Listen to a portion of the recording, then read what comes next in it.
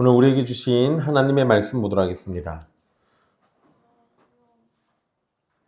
오늘 우리에게 주신 하나님의 말씀은 마태복음 23장 13절로 24절까지 말씀입니다.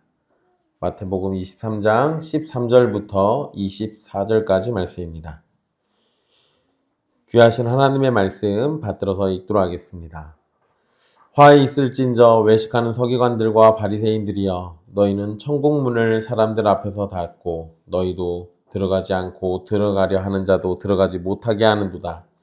화에 있을진저 외식하는 서기관들과 바리새인들이여, 너희는 교인 한 사람을 얻기 위하여 바다와 육지를 두루 다니다가 생기면 너희보다 배나 더 지옥 자식이 되게 하는도다.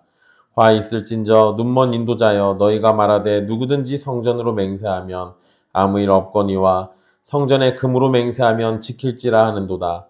어리석은 맹인들이여, 어느 것이 크냐, 그 금이냐, 그 금을 거룩하게 하는 성전이냐.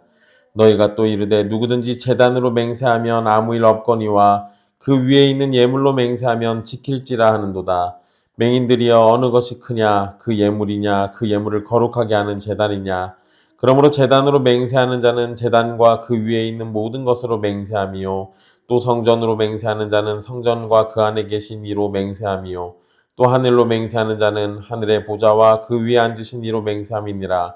화에 있을진저 외식하는 서기관들과 바리새인들이여, 너희가 박하와 회양과 근체의 11조는 들이되 율법에 더 중한 바 정의와 긍휼과 믿음은 버렸도다. 그러나 이것도 행하고 저것도 버리지 말아야 할지니라. 맹인된 인도자여, 하루살이는 걸러내고 낙타는 삼키는도다. 아멘. 이 말씀은 살아계신 하나님의 말씀입니다.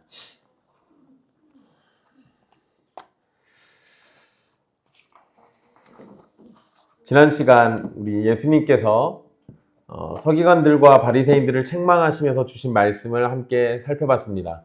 우리는 랍비, 아버지, 그리고 지도자라는 명칭을 삼위 하나님께 돌려드리고 낮아지는 겸손의 자세와 사랑의 자세를 가지고 살아가야 합니다.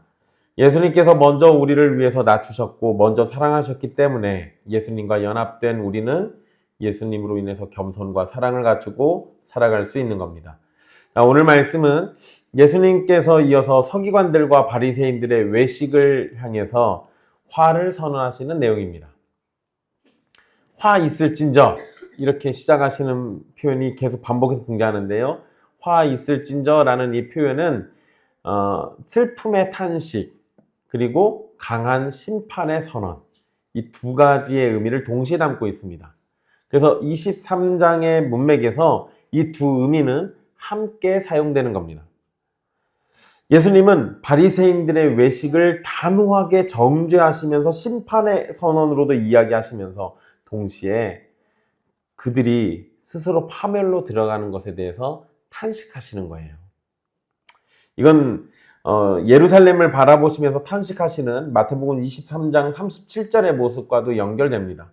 심판은 그냥 마냥 차갑지만은 않습니다. 우리는 심판 이러면은 그냥 너무 차갑게만 느끼거든요. 그런데 하나님이 하시는 심판, 그 뒤에는 돌아오기를 바라시는 하나님의 탄식이 있어요. 그러니까 그 심판도 그냥 차갑게만 내려지는 게 아니라 그 심판의 과정 속에서 하나님의 탄식이 있고 돌아오라는 애끓는 외침이 있고 그러한 하나님의 사랑이 전제되어 있는 겁니다.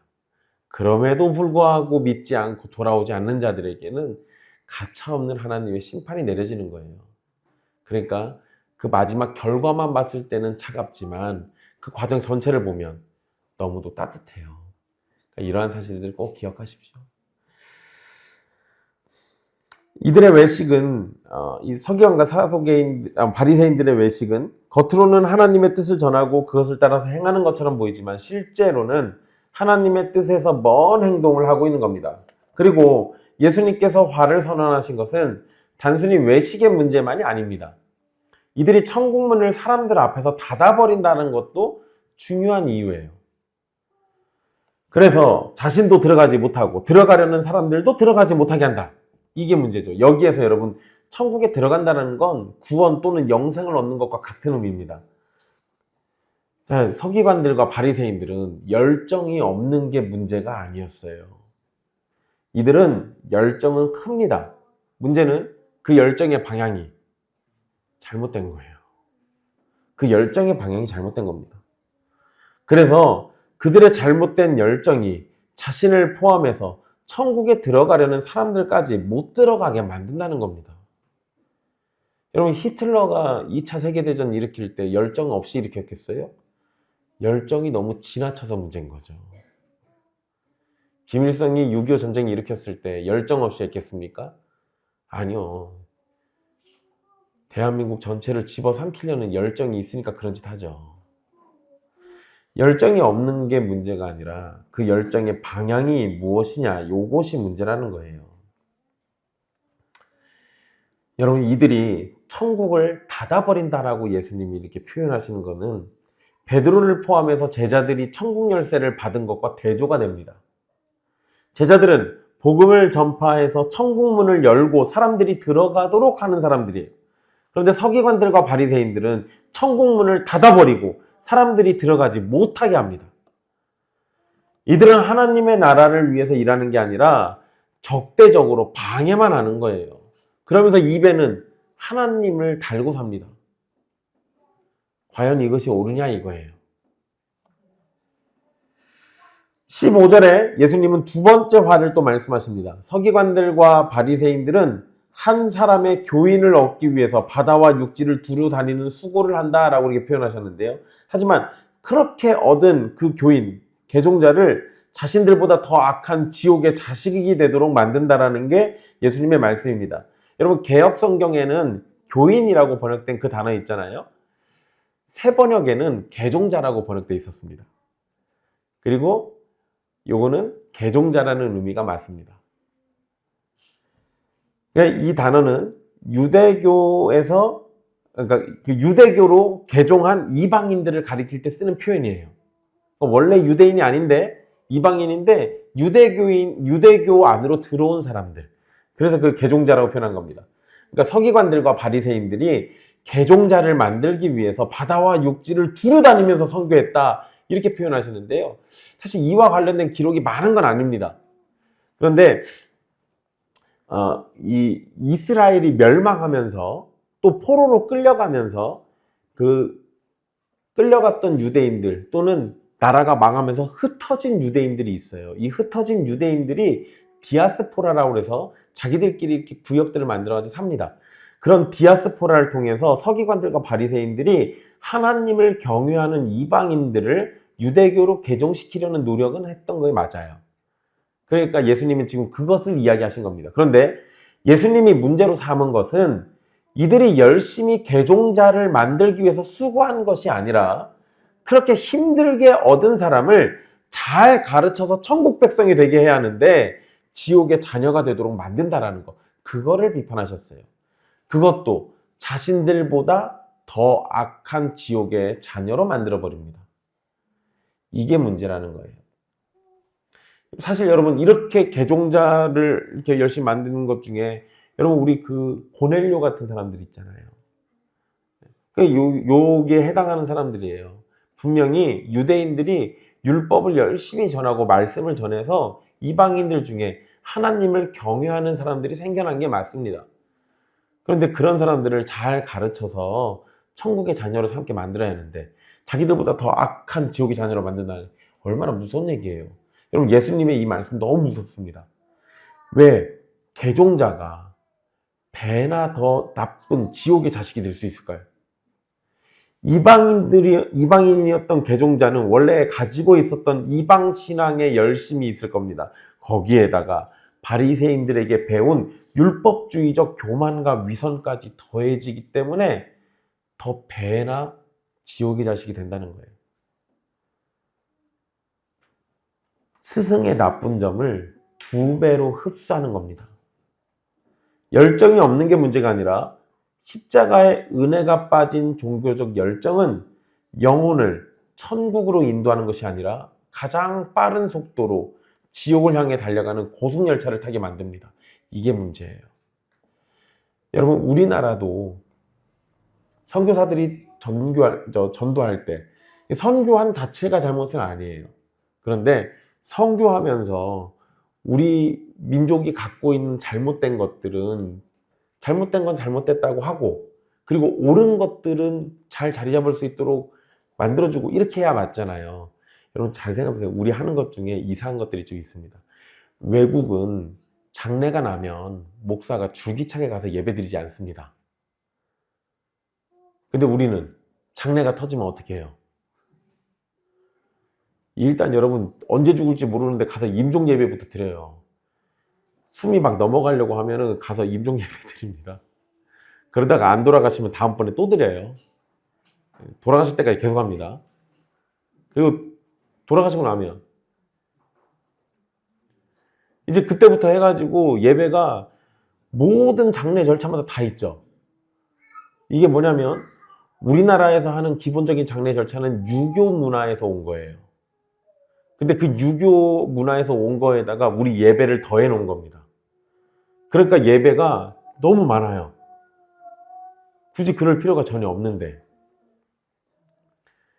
이러니까 그것을 걷어내고 올바른 것이 자리 잡도록 만들어줘야 하는데, 잘못된 것은 더 강화시키도록 거기다가 예배를 갖다 붙여가지고 이거를 그렇게 만들어 놓은 거예요.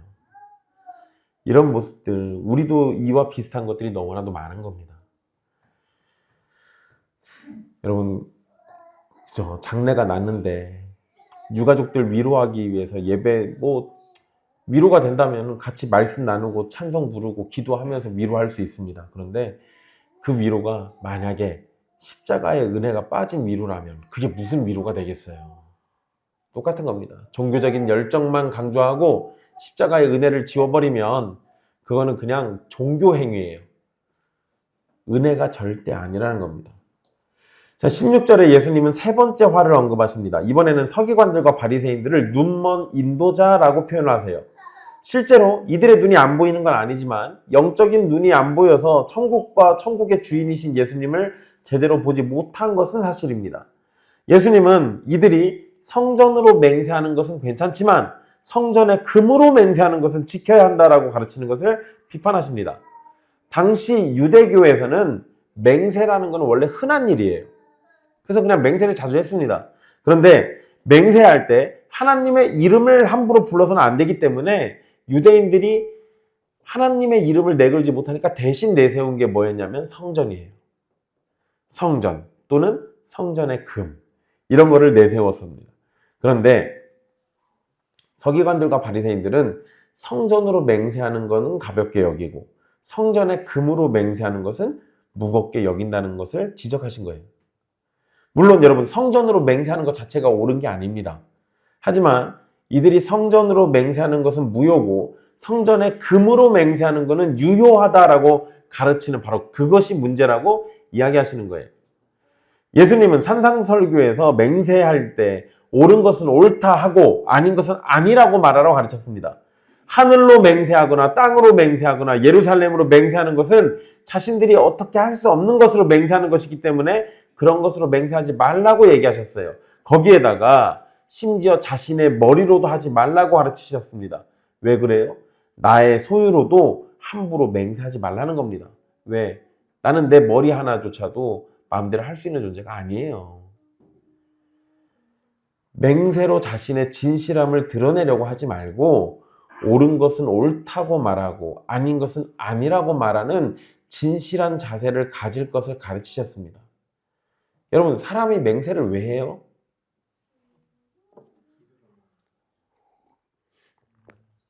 얼마나 믿지 못할 삶을 보여줬으면 꼭 맹세를 해야 하는 겁니까? 평상시에 그 사람이라면 그 사람이 그렇다고 하면 그러고 아니라고 하면 아니고 이렇게 인식이 되면 맹세할 필요가 없잖아요.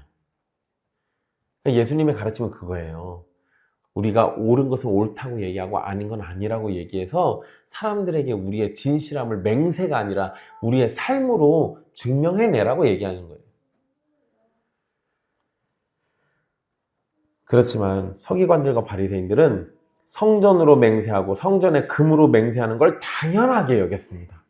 성전의 금으로 맹세한 것은 또 반드시 지켜야 한다라고 가르치면서 이들의 관심이 어디에 있는지 분명하게 드러내셨습니다. 눈에 보이지 않는 하나님의 임재는 두렵지 않으면서 황금의 광채에는 벌벌 떠는 거예요. 그들은 하나님의 이름으로 맹세하는 것보다 금덩어리를 걸고 맹세할 때 사람들이 더 확실히 믿어준다는 걸 알았습니다. 이것이 타락한 종교의 얼굴이에요.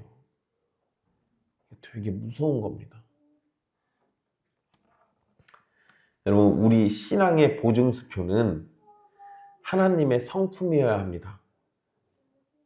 그런데 하나님의 성품이 아니라 돈의 액수가 돼버린 거예요.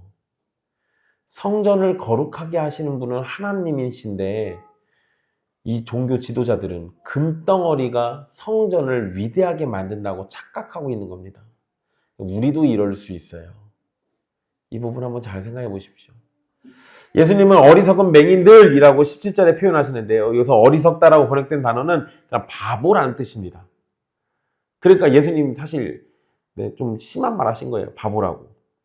즉 서기관들과 바리새인들이 말하는 신학적 논리와 가치관이 얼마나 무식하고 눈먼 것인지를 폭로하려고 이런 표현을 사용하신 거예요. 성전의 금이 아무리 가치가 있다고 하더라도 그것을 거룩하게 하는 성전보다 더 중요하지 않습니다. 금이 성전에서 사용되어서 거룩한 금이라고 여겨진다면 금 자체로 그 가치가 생긴 것이 아니라 성전이라는 거룩한 장소에서 사용되었기 때문에 더욱 중요한 겁니다. 여러분, 요새도 그런지 잘 모르겠는데요. 제가 요새는 아이돌들에 대해서 별로 관심이 없기 때문에. 제가 몇 년 전에 BTS가 왔다 갔던 저 완주 소양에 있는 그 고택, 거기를 갔었습니다. 그 BTS가 여기서 사진 찍은 뭐 막 그런 데 있길래 저도 사진 찍으려다가 안 찍었어요. 어차피 찍어봐야 비교당할 거기 때문에. 근데 만약에 여러분 BTS가 갔다 왔다고 광고하고 저도 갔다 왔다고 광고하고 그렇게 하면 사람들이 어떤 거에 더 중요도를 높이겠어요? 아니 그 장소는 똑같잖아요. 고택인데. BTS가 갖고 있는 가치가 있으니까 BTS가 거기 가서 사진 찍을 때 가치가 더 있는 거죠. 자연인 황철민은 거기 가서 사진을 찍든지 제가 나체로 뛰어다니든지 아무도 신경 쓰지 않습니다. 그냥 경찰만 부를 뿐이지. 그러니까 여러분 우리가 어떤 거에 대한 가치를 얘기할 때 그 가치가 가치되게 만드는 어떤 특별한 존재들이 있는 거잖아요.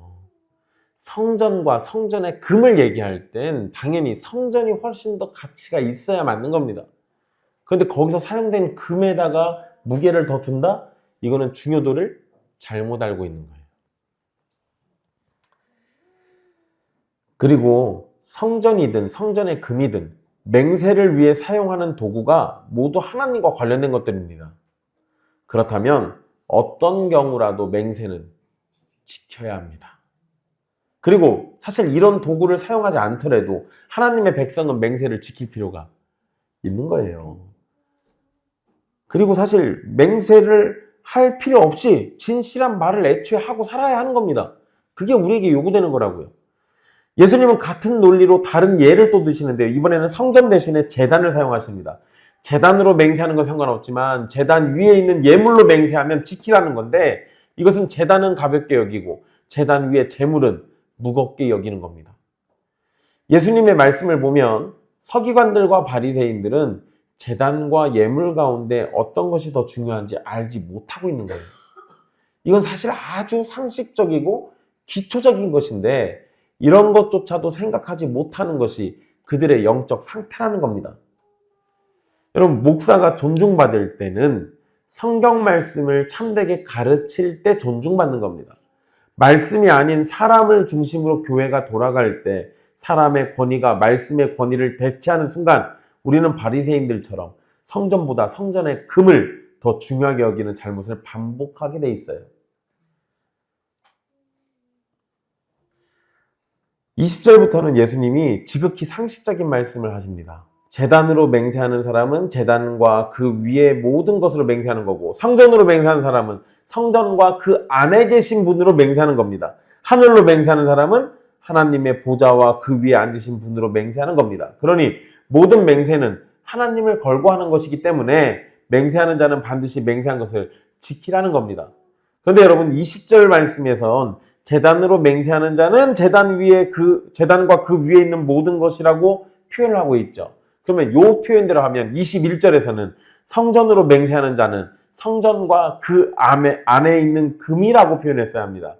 그런데 예수님이 의도적으로 금이 아니라 그 안에 계신 곧 하나님을 언급하면서 탐욕의 대상이었던 금은 사라지고 맹세의 궁극적 지향점인 하나님을 드러냅니다. 그러니까 우리의 시선을 지금 바꿔버리는 거예요. 금에다가 두지 말고 그 너머에 하나님에게 향하라고 자꾸 얘기해 주시는 겁니다. 아무리 작은 것이라고 생각하는 맹세라도 하나님을 향하게 돼 있습니다. 그렇기 때문에 모든 맹세는 반드시 지켜져야 합니다. 유대의 종교 지도자들이 말하는 것처럼 맹세를 크고 작은 것으로 나눠서 구분하는 것은 잘못된 겁니다.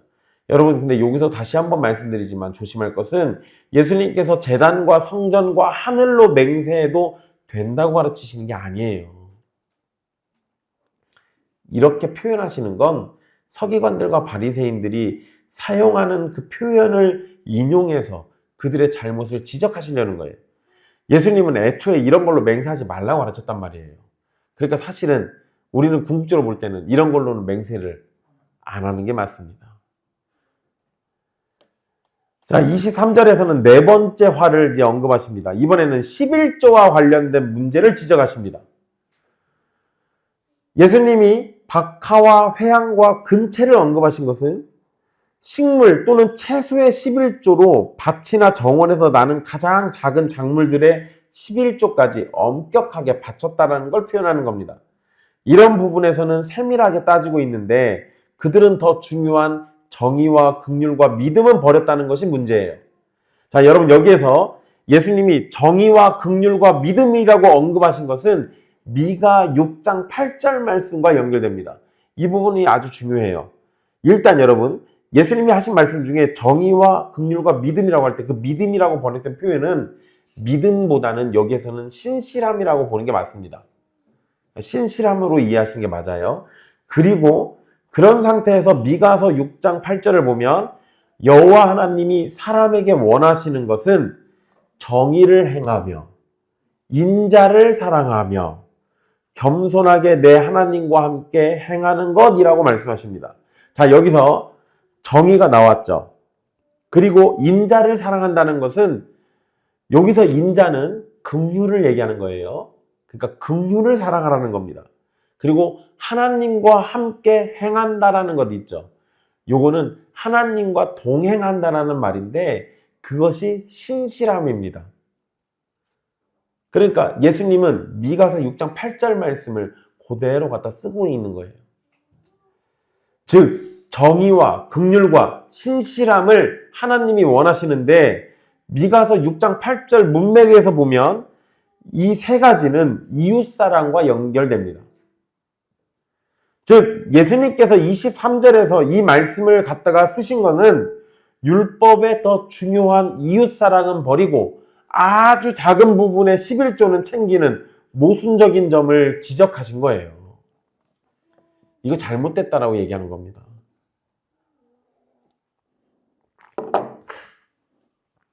여러분 제가 졸업했던 학교가 저기 수유리에 있는 신학대학원이잖아요. 그 학교의 기본적인 모토가 정의와 평화와 사랑입니다. 그리고 그 한신의 기본적인 신학적 바탕은 민중신학이라고 해요. 그래서 민중이 곧 그리스도다라는 아주 말도 안 되는 이상한 소리로 그렇게 얘기를 해요. 그럼 좋다 쳐요. 민중이 그리스도라고 칩시다. 그냥 걔네들 말대로. 그러면 그리스도를 섬기려면 누구를 섬기라는 거예요? 민중을 섬기라는 거예요. 이 말은 틀리지 않습니다. 성경에 나온 가르침이니까. 좋아요. 그럼 그렇게 해야지. 여러분 제가 학교 다닐 때 정말 충격적인 게 있었습니다. 학교에 17억짜리 오르간이 들어왔어요. 우리나라에 몇 대 없는 오르간이 학교에 거기 설치됐어요. 그래서 막 거기서 그 연주회도 하고 그랬단 말이에요. 누가 기부했대요. 여러분 17억이면 민중을 몇 명을 먹여 살릴 수 있습니까? 거기다가 신학교에 그 오르간이 왜 필요해요? 공부하는데? 어차피 신학생들은 치지도 못합니다. 그거 갖다 뭐 하려고? 그리고 그거를 자랑했어요. 학교에서 대대적으로 홍보했습니다. 저는 그게 너무 모순처럼 느껴졌어요. 아니, 언제는 우리가 정의와 사랑을 실천한다며, 민중들을 최고로 위한다며, 근데 진짜로 민중을 위하지 않고 우리의 겉모습을 화려하게 치장하는데 온 힘을 다 쏟고 있잖아요. 그 돈 조금만 아끼면 가난한 학생들 책 한 권 더 사줄 수도 있고, 학비 때문에 힘들어하는 사람들을 학비 보태줄 수도 있는데 그거를 왜 거기다 쓰냐고요.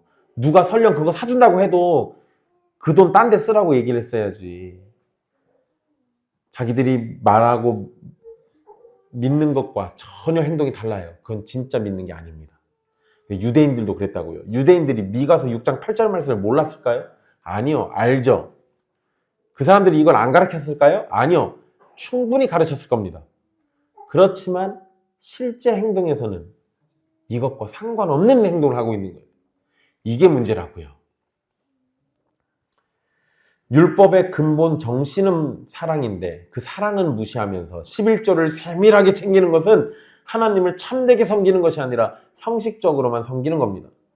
예수님은 그래서 이것도 행하고 저것도 버리지 말아야 한다라고 말씀하셨어요. 이렇게 말씀하신 건 아주 작은 부분의 11조를 내는 것도 행하지만 더 중요한 정의와 긍휼과 신실함을 버리지 말라고 가르치는 겁니다. 형식도 버리지 말고 그 중심인 사랑도 버리지 말라는 것이 예수님의 의도예요. 다시 형식도 버리지 말고 예수님의 그 중심인 사랑도 버리지 말라는 게 예수님의 의도입니다. 이 말씀을 가지고 그러니까 여러분 11조는 반드시 내셔야 돼요 라고 얘기하면 안 돼요. 그게 의도가 아니시라고요. 24절에 예수님은 아주 기막힌 풍자를 하나 하십니다. 맹인된 인도자여 하루살이는 걸러내고 낙타는 삼키는도다.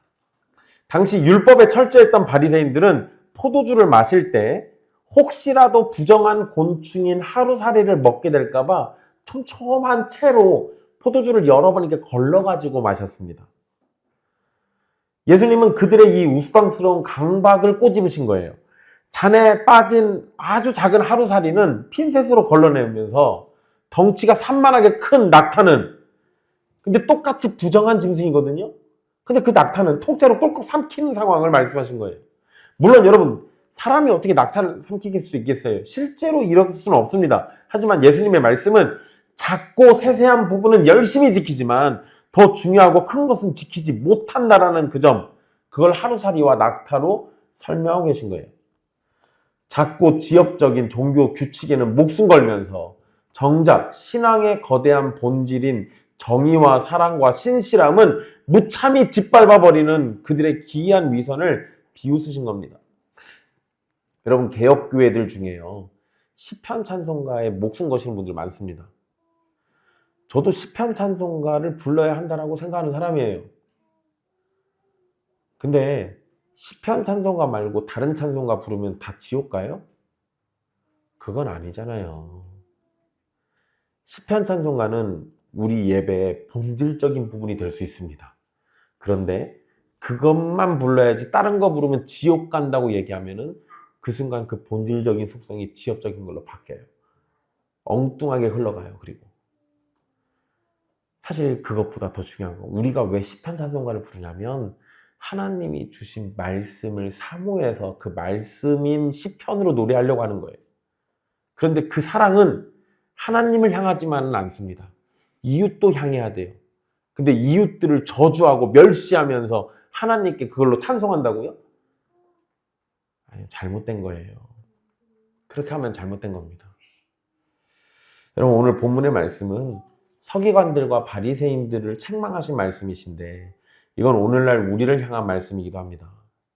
과연 우리는 사람들을 바른 진리로 이끌어 천국 문을 열어주는 동역자인지 아니면 그 문을 가로막고 서 있는 현대판 바리새인인지 생각해 보시라는 거예요. 서기관과 바리새인들의 결정적인 문제는 그들이 하나님의 긍휼과 은혜를 가르치고 인간의 행위와 공로로 구원을 얻을 수 있다는 이 거짓된 율법주의를 함께 긍휼과 은혜는 가려버리고 인간의 행위와 공로로 구원 얻을 수 있다는 거짓된 율법주의를 가르쳤다는 게 문제예요.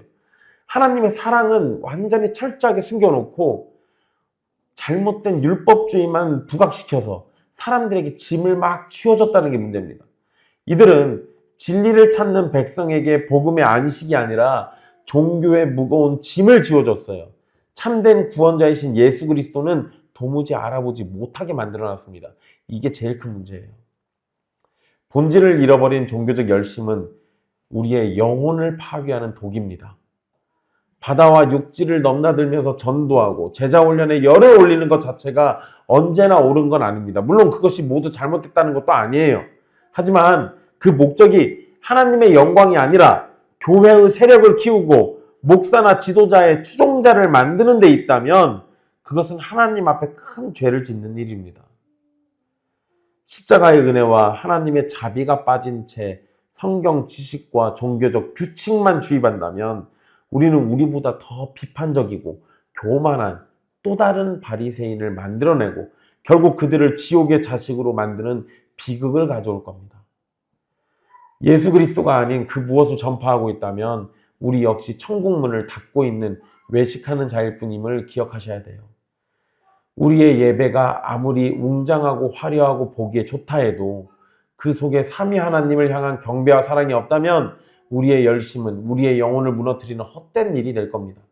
이런 모습은 우선순위를 분별하지 못하고 비본질에 집착하는 모습을 보이기도 합니다. 바리새인들은 성전보다 성전의 금을, 제단보다 제단 위에 예물을 더 중요하게 여겼죠. 이는 거룩하게 하시는 하나님보다 하나님이 손에 쥐어주는 떡과 고기의 마음을 뺏긴 타락한 종교의 전형적인 모습이에요. 본질을 잃어버린 종교는 반드시 형식과 외형에 광적으로 집착하게 되어 있습니다. 성전이 거룩합니까? 성전의 금이 거룩합니까? 당연히 성전이 거룩한 거죠. 금은 그냥 금속에 불과해요. 조금 비싼 비싼 금속이죠. 그렇지만 그런다 하더라도 하나님의 임재가 있는 성전보다 더 거룩할 수는 없습니다. 그런데 여러분, 바리새인들은 본질인 하나님은 버리고 눈에 번쩍이는 금에만 환장한 거예요. 이거 남의 얘기가 아닙니다. 오늘날 우리도 예배당의 화려한 예배당 건물의 화려함을 자랑하면서 예배의 주인이신 하나님은 놓치고 있지 않은지 생각해 봐야 돼요. 내 기도를 통해 얻어낼 금과 같은 그 응답에는 집착하면서 기도를 들으시는 하나님과의 사귐은 잃어버린다면 도대체 뭐가 좋은 겁니까? 사도 바울이 우리를 성전이라고 부른 것은 성령 하나님께서 우리 안에 내주하시기 때문입니다. 그리고 그 성령의 임재로 인해서 우리는 하나님과 참된 사귐을 누릴 수 있게 됩니다. 그런데 그런 사귐은 잃어버리고 거룩하게 하시는 하나님보다 하나님이 손에 쥐어주는 떡과 고기의 마음을 뺏긴다면 그거 바로 현대판 바리새인이에요. 반짝거린다고 모두 금이 아닌 것처럼 우리의 시선이 사라질 세상의 금이 아니라 우리를 거룩하게 하시는 참 성전이신 예수 그리스도께 고정되어 있는지 정직하게 돌아봐야 합니다. 그리고 사소한 규칙에는 벌벌 떨면서 정작 율법의 핵심인 정의와 긍휼과 신실함은 삼켜버리는 위선을 경계해야 돼요. 박하와 회양과 11조는 꼼꼼히 따지면서 마음 깊은 곳에 자리 잡은 탐욕과 교만과 이웃을 향한 무자비한 압제는 아무런 가책 없이 삼켜버리는 모습이 우리 안에 숨어있는 낙타 같은 겁니다. 하나님의 뜻을 행한다고 하면서 온갖 불법과 부정을 저지르는 것을 모른 척한다면 그것이 정말 하나님의 뜻을 행한다고 말할 수 있겠어요? 이걸 지금 우리의 삶에 적용해보면, 오늘날 교회에다가 적용해보면 얼마든지 얘기할 수 있습니다. 예배 때 복장이나 악기 사용 문제 같은 건 비본질이죠. 본질이 아니에요. 그런데 그런 거에는 엄격한 잣대를 들이대면서 남을 정죄하면서 정작 교회 안에서 벌어지는 불투명한 재정 운영이나 부당한 세습 문제 앞에서는 슬그머니 눈을 감아버립니다. 도대체 뭐가 더 잘못된 거예요? 술 한 잔, 담배 한 대 피우는 문제에는 구원이 흔들릴 것처럼 소동 피우면서 내 마음 깊은 곳에 자리한 부동산 투기를 향한 탐욕이나 사회적 약자나 장애인을 향한 무자비한 차별 앞에서는 일말의 양심의 가책조차 느끼지 않습니다. 아주 작은 도덕적 우월감에 빠져서 다른 사람을 정죄하기보다는 먼저 우리의 철저한 무능함과 부패함을 회개하고 십자가 앞에서 가슴을 찢어야 합니다. 우리에게는 사랑과 신실함이 없지만 우리 주 예수 그리스도는 하루살이 같은 작은 부정함부터 낙타 같은 거대한 죄악까지 자신의 몸으로 다 짊어지시고 우리에게 참된 생명과 의로움을 거저주셨어요. 그래서 우리의 어떠함을 내세우기보다 십자가 앞에서 우리를 찢어야 한다고요. 우리가 아무리 수고하고 애써봐야 우리는 바리새인보다 더 나을 수가 없습니다. 우리는 본래 먼지와 같고 돌과 같은 존재들입니다. 타락해서 그렇죠. 그러나 성전의 금이 성전으로 인해서 거룩해지는 것처럼 우리 또한 참 성전이신 예수 그리스도의 보혈로 말미암아 하나님의 자녀라는 영광스러운 존재가 됩니다. 세상은 영원할 것 같은 금의 마음을 뺏기지만 우리는 진정으로 영원하신 하나님께 마음을 빼앗긴 복된 존재가 되어야 합니다. 우리의 시선을 사라질 세상의 금이 아니라 우리를 참 성전으로 만들어 가시는 예수 그리스도께 고정하십시오. 사랑하는 형제자매 여러분, 바리새인들은 자신들의 종교적 열심과 외식으로 사람들을 올가매고 천국문을 굳게 닫아버렸습니다. 그들은 율법의 가장 중한 바인 정의와 긍휼, 신실함을 처참하게 버렸습니다. 그러나 우리의 참된 성전이시고 제단이신 예수 그리스도를 보십시오. 그분은 단순히 성전과 제단의 완성이 아닙니다. 히브리서 9장 14절의 말씀처럼 예수님은 스스로 영원한 대제사장이 되셔서 흠없는 제물인 자기 자신을 단번에 드리셨습니다. 제물과 제사장이 한 분 안에 있는 이 신비가 바로 바리새인들이 끝내 보지 못한 진리였습니다. 성자 하나님이신 예수님께서는 십자가 위에서 죄에 대한 하나님의 엄위하신 정의를 자기 몸을 찢으면서 온전히 만족시키셨습니다. 영원한 형벌을 받아 마땅한 우리를 향해 측량할 수 없는 긍휼을 베풀어 주셨어요. 그리고 창세전에 맺으신 구속 언약을 끝까지 이루시는 완전한 신실함으로 우리의 구원을 완성하셨습니다. 우리가 지킬 수 없었던 그 율법의 무거운 요구를 그리스도께서 십자가의 수동적 순종과 전생의 능동적 순종으로 남김없이 다 이루신 거예요. 그래서 우리의 구원은 우리가 얼마나 철저하게 11조를 드리고 종교적 규칙을 잘 지켜내느냐에 달려있지 않은 겁니다. 우리의 구원은 눈에 보이는 썩어질 성전의 금에 있지 않고 우리를 거룩하게 하시는 예수 그리스도의 보혈에 있습니다. 그러니 이제 우리 안에 교묘하게 숨어있는 바리새인과 같은 자기 의와 위선을 십자가 앞에 모두 쏟아내십시오. 나의 행위를 의지하려는 모든 교만을 버리고 오직 은혜와 오직 믿음으로 그리스도의 완전한 의를 붙드십시오. 성령 하나님께서 우리 안에 참된 은혜를 부어주실 때 우리는 율법의 억압이 아닌 은혜에 대한 감사로 이웃을 향해 정의와 긍휼과 신실함을 추구하게 됩니다. 물론 이 추구는 이 땅에서 완성되지 않을 겁니다. 하지만 우리 안에는 여전히 바리새인과 같은 교만과 위선의 잔재가 남아있을지라도 그렇기 때문에 우리는 날마다 그리스도의 십자가 앞에서 돌아와 회개하고 성령의 도우심을 조금씩 더 구하면서 그리스도를 닮아가는 평생의 싸움을 멈추지 않게 되는 겁니다. 주님이 우리에게 이러한 은혜를 내리실 거예요. 이 한 주간도 헛된 외식으로 천국문을 닫는 자가 아니라 내 안에 살아계신 그리스도의 사랑을 증거함으로 죽어가는 영혼들에게 천국문을 활짝 열어주는 참된 복음의 통로로 살아가시는 여러분이 되기를 주님의 이름으로 간절히 바라겠습니다. 기도하겠습니다.